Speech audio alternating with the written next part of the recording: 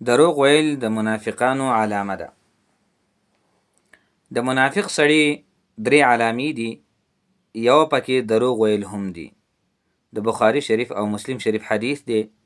رسول الله صلی الله علیه وسلم فرمایی: آیة المنافق ثلاث: اذا حدث كذب، واذا وعد اخلف، واذا اؤتمن خان.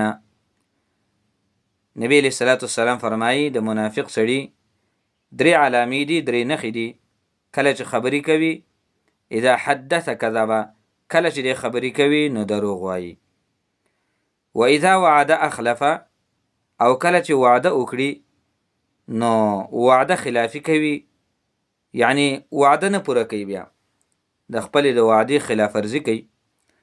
او دریم نمبر واذا اؤتمن خان، او چې کله امین جوړ کړی شي، یعنی امانت ورسره کېښودی شي، نو په امانتو کې خیانت کوي.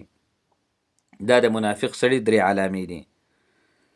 او د مسلم شریف په بل روایت کې د دې سره اضافه شوې ده.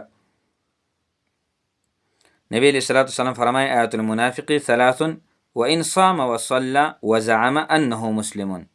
د منافق سړي درې علامې دي، اگر چې دی روژه نیسي، منځ کوي، او دای ګمانوي چې دا مسلمان دی، نو دغه د منافق درې علامې شولې.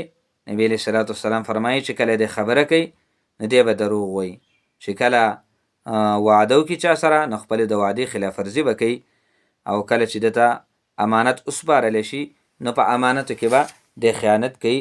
دا د منافق سړي علامې دي.